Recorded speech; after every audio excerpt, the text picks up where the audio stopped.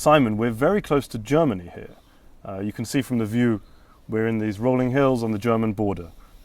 Do you still have a sense of humour in this part of Switzerland? Not often, no. I mean, no, I'd say that. I mean, we do laugh. Joking here is a little bit understated, and often clever plays on words are appreciated, where things are inverted and the like. But the Swiss sense of humour does take a little bit of getting used to. They are very forgiving, though, of foreigners who just blurt out. So let me check. Is it St Gallen or St Gallen or St Gallen? Yeah, St Gallen. Yeah, it's St Gallen. But as I said, they're very forgiving here about foreigners, and they've been accommodating people coming over the borders for almost 1400 years. In fact, some Irish bloke set up this place in the year 800. He went on the Crusades and decided not to bother going home. He stuck around here and created St Gallen. Was that for the beer?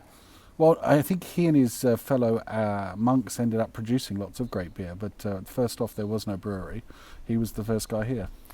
But actually, you've not been around that long as a business school, only since 2005. The executive school's been around since 2005, which is where the MBA program and others are located. The actual university's been around since 1898. And so now that does introduce a difference here between us and most business-oriented universities, is that we've had lots of business school degree programs well before we ever had an MBA. But in terms of the particular course of this full-time MBA, correct? Yeah. In the 8 years you've been around, you've gone from 0 to in the top rankings in the world. Yeah, that's something we're very proud of. I mean, it's taken a lot of work by the MBAs themselves and also by a lot of the faculty. The university's been great in their support. But how did you get from? Is it quite easy to just turn up on the MBA scene and become a world leader? No, I don't think it is. I mean, I think we had a number of bumps along the road where we've had to learn what is it that an MBA needs to learn, and also how to fit it into a one-year course. And I think most European MBAs, which are 1 year long, have to be very carefully designed if people are actually going to learn something, and also be prepared thoroughly for the job market. And the job market here is very diverse, but also very demanding, and that is a big differentiator. For companies here will pay high salaries, but they expect talent, and our MBAs can't just show up and hope that with a piece of paper they can run off into the Swiss job market. It doesn't work like that. They have to know, they have to have the core skills, and they've got to have good personal development training, and they've got to have the personality that fits. Okay. And our MBA program is designed around that.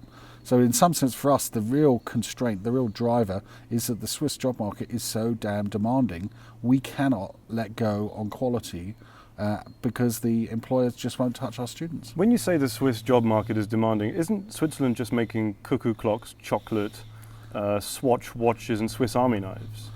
And why didn't you add stashing other dictators' money to the list as well? I mean, more seriously, this place has over 300 headquarters of multinational corporations. It has a quite serious manufacturing sector, and it also has a very large, small and medium-sized enterprise sector, many of which are very highly globally oriented. And so there's a foundation here which is well below the radar screen. And I think part of the reason is the SME sector just doesn't get much headlines, and also the manufacturing sector is mainly in such high-end precision equipment that you don't see it in the shops. It's really what other companies buy to make stuff, and Switzerland's exceptionally good at that. Okay, if I've decided, I made my mind up that I want to help launder a huge amount of Saudi Arabian terrorist money. Yes. Should I study here or in IMD? I think you probably shouldn't study in either, to be absolutely honest with you, because the bank secrecy laws have really changed, and it's almost impossible to launder that stuff properly. There are many other jurisdictions in the world. Try plenty of little British islands and former British colonies, which are much better places to stash your money these days. Why? Just to come back to the question about the new school here. Why did St Gallen need an internationalisation strategy? Why open up to the global market? Well, we had we have got a very good position locked in the German-speaking area, And I think there was a recognition that the world was moving beyond just Europe and North America, where and with the rise of Asia and the emerging markets, that we had to engage much more. And in fact, I think also a lot of the students here wanted to be able to go abroad on exchanges. After all, But just because the world's opening up, Switzerland's a very comfortable place. You don't really need to go... Sure, but people here like very high standards of living, and they know that they have to be competitive on the world market in order to sustain that. So they know you can't have one without the other. And so that's what drives engagement, and the university's strategy to move towards a more international footing, which is almost 20 years old now, I think has been a real success. But so in terms of this globalization, Yeah. you're reaching all over the world, I still have to learn to speak German. Isn't German a bit of a silly language? German, to be honest with you, I think I found learning German easier than learning French, and certainly easier than stumbling through English. English grammar and English But phrases. Simon, what's the point? We can both speak English. Why do we need to speak this other language, this German thing? Oh, we don't need to here. That is the nice thing. Quite frankly, you can live here without. But in the course, I must study two courses on German. If you don't, that's right. If you're an English speaker and you come in our MBA program, you do have to learn German, and that is partly because the employers want people who can talk to German-speaking clients from time to time, and also we have people. A lot of the locals here still speak German, and they do want you to integrate somewhat. Doesn't that favour the German-speaking students? Doesn't that make the school more attractive to those who already speak German? Partly, but then it's not like they get the 2 courses off free. They have to do 2 extra electives, so they make up for it in other ways. They get more bang for their buck, in fact. Well, learning a language, I think, is a major payoff as well. And also, remember, when you're learning a language, you're learning how to think in a different language and how to structure arguments in a different language. I think it's quite a foundational skill. Okay, now to the campus, gender. Yes. Historically, St Gallen's been quite traditionally male. Yeah. Are there enough female toilets on the campus? There are now. I'm sure in the past this might have been a problem. I can imagine being the first female student at St Gallen decades ago was perhaps not the most accommodating experience. But since the university's been rebuilt and renovated several times, all of this is now in hand. So I think women can come to St Gallen and not have to worry about where they're going to take a leak. Okay, but when the women turn up here at St Gallen, Yes. should they come in a Lamborghini or in a Ferrari? Well, I think first they should come to learn, most importantly. But no, I mean, if they come here, it's true that we still have, I think, more men than women, maybe 60-40, maybe 2-1. I saw 36% on the website, women. Well, then some ladies are going to get a lot of attention. I'm sure that there may be some ladies who appreciate that. Others may be, of course, just interested in their studies, and they're very welcome to come as well. But the ones who come for the attention will probably do quite well here. Yes, they might find some very charming young men to spend some time with, but I'm sure they're wise enough to make their own decisions. So I've got a choice to study here on the mountain. Yeah. What's one advantage of studying an MBA in St Gallen on a mountain? On a mountain, well, I think the mountain isn't quite the thing. It's their location and the proximity to such an enormous, diverse employer base, which, as we talked about earlier, it's not just banks in the financial sector in London, and it's not just private banks in Geneva, which is where, of course, our friends in Lausanne are located close to. Here you're right in the middle of an incredibly diverse labour market, and at a university which has for over 100 years done a great job of teaching managers. Plus all of that experience and the internationalisation leads to an MBA experience which I think is pretty unique. But specifically, what businesses are up here in St Gallen? Oh, in St Gallen up here, well, we've got a great brewery. All right. Actually, we have several great breweries who are internationally very successful. We have a whole series of high-tech engineering companies. Could we order a beer, do you think? We could order a beer. All right, let's do it. I think we should get a beer. Okay. Yes, please. And the other, I'll tell you one thing you would never know unless you walked around the town. We have 5 hospitals all located right next to each other.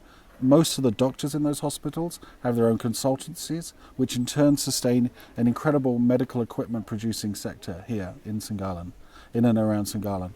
If you if you are in the Olympic team in your country and you get seriously injured, this is the place they will bring you to. So in terms of relevancy to the MBA candidate, It's to the relevance being that this is an incredibly thriving entrepreneurial area with a very diverse set of companies who are interested in hiring serious talent. And as I said, that's what we have to prepare people for. is that like selling speculums or stethoscopes? No, it's not about selling. It might be they might be very interested in having an Indian MBA help them figure out how to expand the sales of high-end medical equipment back home. That's the type of thing which we hear a lot of as well. So I think the diverse nature of the job market here in the canton is important. But don't forget we've got Zurich down the road, and we're right in the middle of Europe. Wow. But we are up here in the peace and quiet, Yes. and I'm minded of Jean-Jacques Rousseau, who loved to write in Switzerland. Yes. And it seems like an ideal place for a writer. But I'm not a writer, I'm an MBA candidate. Yes. Is it really dynamic here in this part of Switzerland? It's the course itself is very dynamic and demanding. Absolutely. Okay. I think though, given what we have to train our students, our MBAs to do in 1 year, quite frankly, they don't want to be in the middle of a city where there's a huge amount of distractions. Okay. I think it sounds like it's fun if you're in a neat location, say like Barcelona or Singapore or London or something like this. But you're in a 1 year MBA, there is a huge amount to get done, and if you come to St Gallen, you are going to work like hell, and you are going to improve your skills substantially, but it takes time and commitment. There is no time. There's not too much time, I'm afraid, for sort of skiing down the mountains and wandering lonely like a cloud, or whatever. But it's not just about. True, the recreation is recreation, but. Yeah. A lot of MBAs offer that during the course you can network with relevant businesses. Sure. It's still a bit of a way down to Zurich. That's true, but we get an enormous number of companies come to the university precisely because of our pivotal. They come to you. Yes. Okay. They come to us, and they come both to the MBA program and to the university itself. We have a careers fair, which is the biggest one within Switzerland here. I mean, any other business school in Switzerland doesn't even come close to what our university careers fair is every year. It's recognised as the best within Switzerland, and I imagine if they did the comparisons in Germany, probably would do very well there as well. Every major employer comes. Because of the beer? No, because of the talent. This university has been producing talent for a long, long time, and companies know it, and they come back. And once you're a trusted supplier of talent, then companies take that on board, and they maintain strong links, and that's what we've been able to cultivate, and that's why as when I started, we have to say we have to be serious because they are serious. This leads me to my next question. Yeah. 65% of graduates change country. Yeah. After doing this MBA. Yeah. Are they coming here? A lot of them are coming here, absolutely. A lot of them are attracted to working in Switzerland and living in Switzerland. And the chocolate and the local costumes. Well, that's right. Once you graduate, there's plenty of time for chocolate and for wandering those mountains and the like, yes. For the class of 2011, I noticed that the Swiss salaries were 50% higher than non-Swiss salaries. Yeah. Is this because the school has better connections in Switzerland? Well, we have. I think our connections are much stronger within the Switzerland and the sort of closer German-speaking area. So the part of Austria which is closest to us, and southern Germany. But if I want to work internationally, right? I mean, if you want to work internationally, then you're going to then you're going to find the salaries may be lower, but then the cost of living is probably considerably lower as well. So our salary is a little higher, but actually a lot higher. But the cost of living's not cheap, as we'll find out when we get that beer. And about the careers fair, about this careers visiting. Yes. During their MBA, according to the website, 50% of students have already secured a job. What does that mean? Do they need to finish their course? What that means is that they will, as they're going through, after the core phase, normally into the elective phase, MBAs will start applying for jobs, and because the interview process is pretty extensive and rigorous, people of course start applying early during their studies, and then try and secure a job that way. And of course, as more firms come to our campus, or as they come to our campus, they meet our MBAs, and the matches are done that way as well. So people begin to see, oh yeah, this person could fit in with this role. And over time, our MBAs also meet up with our alumni, who are often very helpful in helping place MBAs as well. So through all those means, we tend to get a lot of people placed before they graduate, which is a great outcome, and it provides them with a sense of security for the future. So it's an old boys network. It's a lot of girls as well now. Okay, so I would call it a network of talent. I mean, because these people are, there's that, they're loyal. I mean, they're loyal to their MBA program, to the university, and we try and reciprocate and we also try and supply them with great people in the future. So everyone goes home happy. I noticed that 100 alumni come back for an event every year. That's right. How do you get them back here? Well, it is an amazing proportion, given that we're a relatively young program, and I think partly it is a combination of fun stuff where they and of course they want to network, so they come back and sit and catch up with old friends, catch up with old professors, meet the new MBAs. Partly it's a bit of stuff which is good for their careers. So they could meet those 36% women as well. Yes, they could indeed meet some of that, and we also have a number of workshops. So this year we're actually going to have a workshop on burnouts.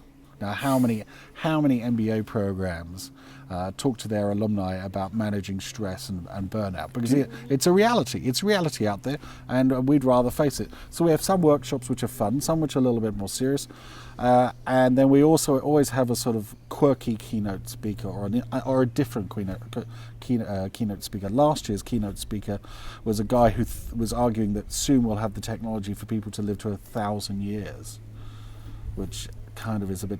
If we live to 1,000 years, would we need a second MBA?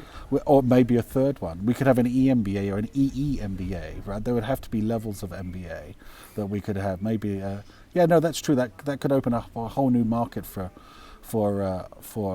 universities. But also think about the professors. You would have Yoda-like professors, about 800 years old, right? It would be a very different type of MBA experience. No, it sounds like kind of a Teutonic master race built in the hills of Switzerland. Well, actually, this guy was British, working in California, so and I'm not sure that was what he had in mind, but he thought this was really possible. And interestingly, when he spoke, I mean, I know very little about science, so but there were a number of the MBAs who do have science backgrounds, and they were peppering him with like all sorts of technical questions. So they have fun in different ways, and that's why they come back. Okay, yeah, it sounds fun, but is that relevant to the MBA experience? This discussion about 1,000-year lives and well, that's right. You asked me why do they come back? I think they come back because they know they're going to get a mixture, right, of stuff, and so some of it is directly irrelevant to their careers. Other bits of it is more fun, and of course the networking side. They also find it's useful for their careers as well. Do Swiss financiers and consultants burn out faster than other people? I don't know, but it's an interesting question. Maybe they do. Maybe they do. Maybe they don't. But people do talk. Burnouts here are not a taboo here. Let's talk about your motto. Yes. Which one have you got in mind? I think we should. We're being offered a beer, so I think it's a good moment. A good moment to reflect on the local quality. This is beer from one of our two local breweries, St Gallen, and it's super. So Prost. Cheers. Prost. Right, let's move along. Your motto is, yes. As I'm holding a beer, is develop responsible leaders. Yes. Responsible for what? Well, responsible for financial meltdowns, obviously. That's that type. Oh, responsible for tax evasion, fraud. No, more seriously, we would like to have managers who are who begin to see that their job is a bit more than just self-enrichment and self-aggrandizement.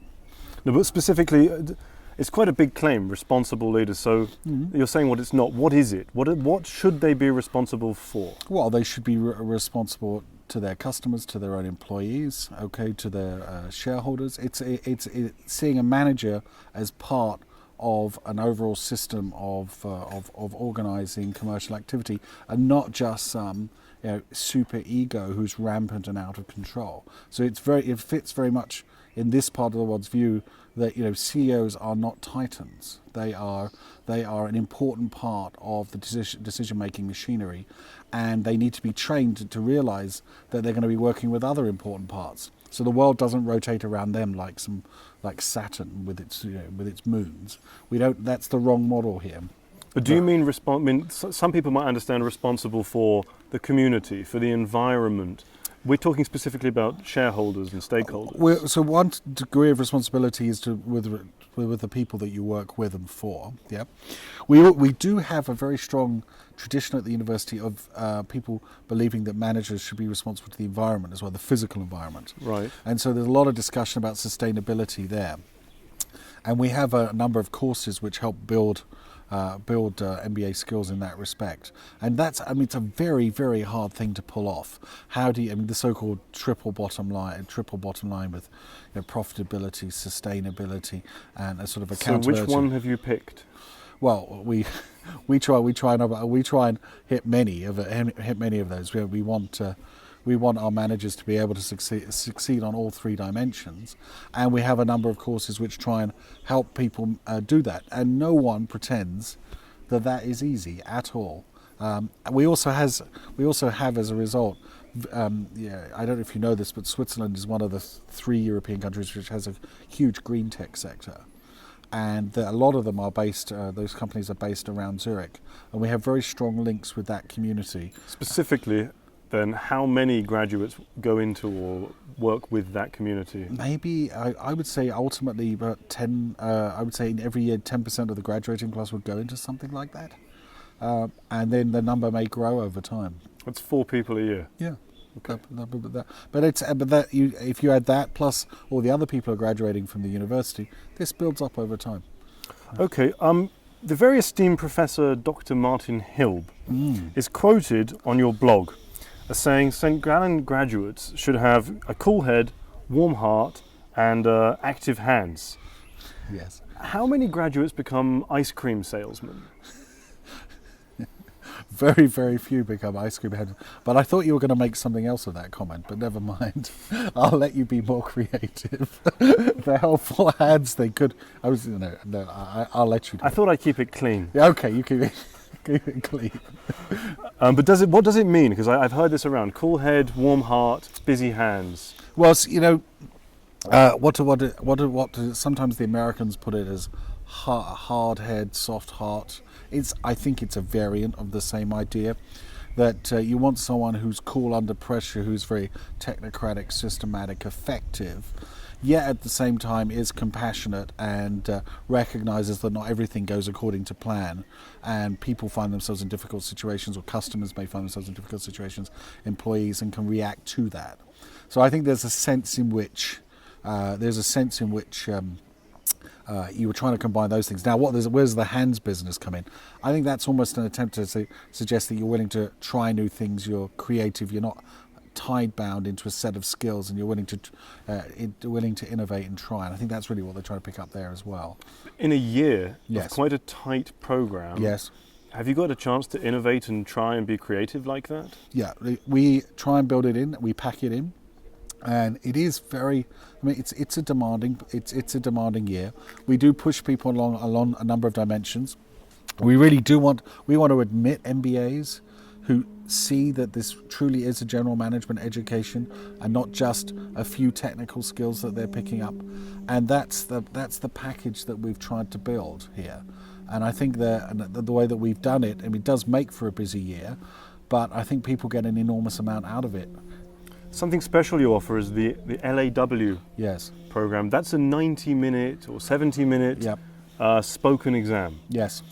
I'm terrified of public speaking. Yes. I'm much better on paper, so could I skip it? No, you can't. You're just simply not allowed to. But there's a reason for this. Once you go through the core courses, because it's a general management education, we don't want you to think in silos. We want you to integrate the insights from different courses to answer business relevant questions. And so we ask every MBA after they've done their core courses to do this intensive oral exam in front of 2 professors and 2 corporate executives.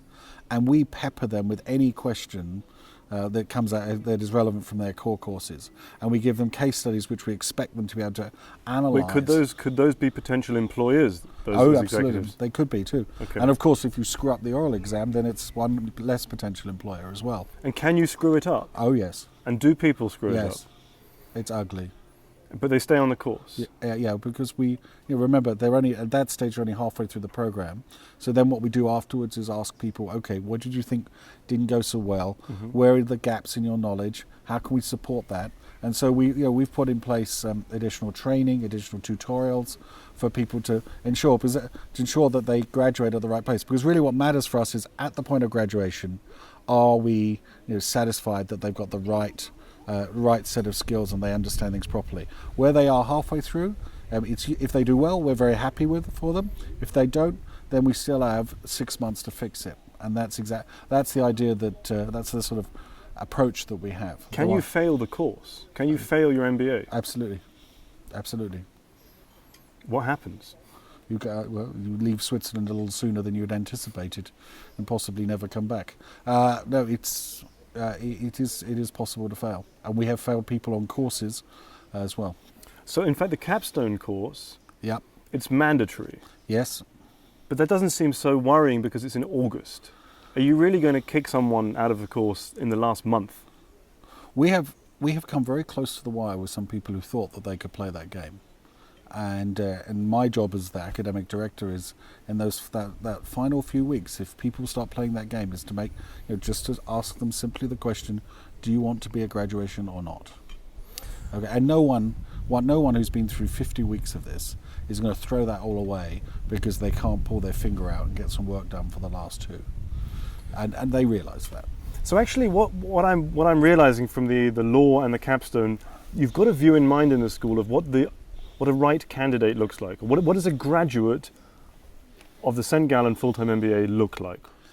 It is someone with a very strong training in all of the core areas of management. It is someone who can integrate that knowledge to analyse business problems, and it's also someone who can execute and can implement those plans that they have devised or worked with others on. And to execute, you often have to have great or excellent personal skills as well. You've got to be able to work in groups. You can't be a loner. You've got to learn how to follow up. You've got to get organised. You've got to be able to do program. But they haven't demonstrated execution in the 1 year. Well, in many ways they have, because often a lot of the assignments they do in groups and there's a lot of work which they have to deliver at specific points in time. I mean, there's a lot of delivery which goes on there. So that attitude that we're not just going to do the bare minimum. We are going to go the extra mile. We are going to push people. That is something which we instill here. Something that caught my eye from your blog, and forgive me for reading back your own words to you.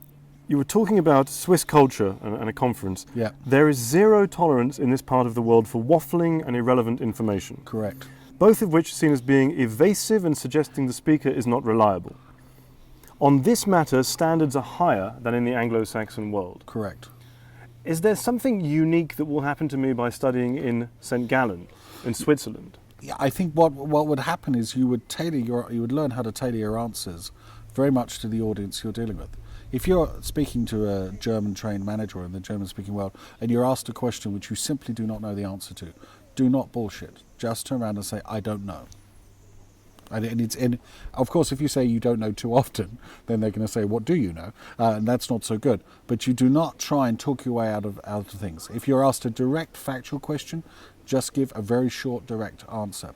Anything more than this is seen as evasiveness, and it doesn't build trust. And so there are differences then in how people build trust between each other and how they communicate ideas. And we try and train people to be able to deal with that, as well as the traditional Anglo-Saxon approach. Another thing that you teach early in the course is concentration techniques. Yes. And I'm sorry, Simon, but I missed half of what you just told me. Okay. What we do the first couple of weeks of the course is we recognise that a lot of our MBAs have been out in the workplace for a few years, and they don't have the same learning skills that they had when they were at college, because they've been doing other useful things, they've been developing other useful skills. So it's not a criticism, it's just a reality that people don't have the same learning skills that they had back in their first degree. And so we give them a series of tests to help them see where they might be falling behind a little or where they need to catch up. And also we give them practical advice from pedagogical experts about how to focus or how to improve. And we give them exercises to do. So it's all, you could call it learning to learn. Do you ever cane them? We don't, but we do punish them indirectly in one way. We have one great exercise where we make them chop onions without, we show them how to chop an onion without crying. And of course, if you don't follow the procedure, you will end up crying. And so it's interesting to see how many people can follow essentially a 4 or 5 step procedure accurately. And if they don't get it right, then they pay. So essentially, if I cry, I might fail my MBA. You won't fail the MBA, but you might. It's a very subtle signal that you need to be a bit more diligent about multiple step processes and following things through. Don't just sit there thinking, oh, I can take a shortcut here, because it won't work. If you're trying to chop an onion without crying, there are no shortcuts. How do you chop an onion without crying? Well, maybe we should get a chopping board. I could show you. I could show you. I was actually shown how to do it when I was at school when I was 11. And I've never forgotten it. And I always thought it was a brilliant exercise in making people see the importance of following multiple step procedures. I see that I can take a loan from St Gallen for my studies with no signatory, no guarantor, nothing. Mm. Can I get one right now? No, you can't, because you haven't applied to the program, you haven't been let in, and we haven't vetted you properly. So we do all that. We do that carefully ourselves. And I must tell you one other very important thing: you better damn well pay that loan back if you get it, because we will chase you. We chase people, and we have chased people around the world. If I studied the right mix of finance subjects, I could probably dodge you. I don't think so. I don't think so. You'd be quite. We have a very resourceful finance team, and as one or two people have found out, we will find you. We have ways of making you talk. No, we have ways of making you pay. We have ways of making you pay. About this change into money laundering, yes, that you count on the website 3 kinds of career change. Correct. Industry, function, and country. Correct. Is that cheating? No, we call it the triple transformation, because that's what so many of our MBAs come here wanting to do. They really do want to do that. Now, some of the transformations are more plausible than others. If someone comes here and wants to become an astronaut, there's not much I can do to help them. But sometimes we have transformations. We sit there, that's really not going to happen. Okay, and we give that advice up front. But we're quite capable of dealing with and happy to deal with MBAs who want to make that triple change. Some people want to make a double or a single transformation. That's fine as well. However, 9% of the last class graduated with the same industry, the same function, and in the same country. That's right. So some don't want to change. They just want they want the broader general management education, which they take back to their original career trajectory, and hopefully accelerate that trajectory. Do you prefer career changes or career stick in the muds? No, we are open. We are open to, as I said, a wide range of different aspirations, and I think that helps make for a really interesting class. I see there's a chance to study in Singapore. Yes. Is that for people who get bored up here in the mountain air? I don't think so. I think it's for people who like Singapore. I think it's less. I think it's less push than pull. We do have a double degree program with Nanyang. That program has been one which some of our students have taken, and I think it's a nice entree into the East Asian labour market. Do they need luxury chocolates in China?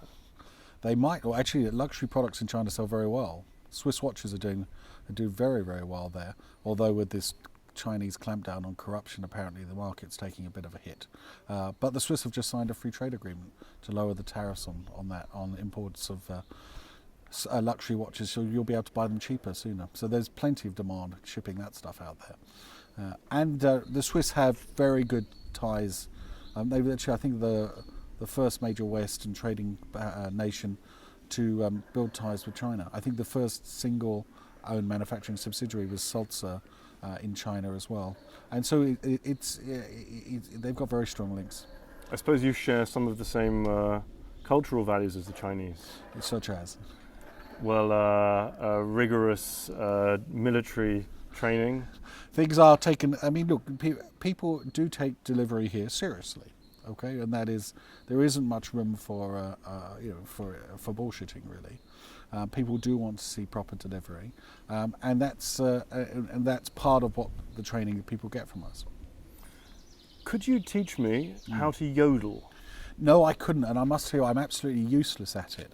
We went on an institute outing last year where very quickly they took us to a yodeler, and he quickly separated us into three groups: the sort of the gold standard, the silver standard, and the dunces. And I was put into the dunces category very quickly. In fact, actually, I think my yodeling was so bad that they gave me they said, "Oh, why don't you take a little bowl?" And they take coins and roll the coins around the bowl. It makes a strange sound, which apparently supports the yodeling. And I was relegated to that category because I'm absolutely awful at it. Okay, so you don't need to yodel to study here. You can graduate with a St Gallen MBA without yodeling. It's not a prerequisite. Good, that's a relief. If I could ask you any question about the MBA course, what's the best question that I could ask you? Why are we different? I think. Why are we different? Why are you different? I think we're different because we try to prepare managers for all the different types of managerial styles which are out there. Anglo-Saxon, we've talked a lot about the Germanic way of doing things. But then there are German MBAs. Yeah, but they don't. How many schools try and train you for both? You go to most Anglo-Saxon schools, they wouldn't even have a clue what the German-speaking world wants or demands. You go to the German-speaking world, many of them are German-speaking MBAs. Many of them are just copycatting what the Anglo-Saxons are doing. Here we're a country which Switzerland stands very much at the centre of Europe, and we're used to dealing with lots of different people, different backgrounds, different ideas, different objectives, and getting along and making it work and enjoying a really nice lifestyle as a result. So that sort of unique combination of skills and being a manager for a globalized world is really what we can do, what I think actually genuinely do deliver on. So you're chameleons, you change your colours to German or Anglo-Saxon? We can deal with lots of people with lots of different circumstances, and that's how this country, which is a mountain of rock, has managed to become one of the richest places on earth, because people are very good at meeting lots of different types of needs, customer needs, and we need managers who can do that and who can execute. I'm sold on Switzerland. Yeah. Why not IMD? Why not IMD? Well, IMD is it's a great school. It's very much I think tied into the French-speaking side of Switzerland, and so therefore in more into their financial services side, and also into the Anglo-Saxon world. I don't think it's necessarily where you would go if you were interested in being able to operate in the more sort of Germanic trained back management styles. And remember, a lot of Japanese management is based on Germanic management practices as well.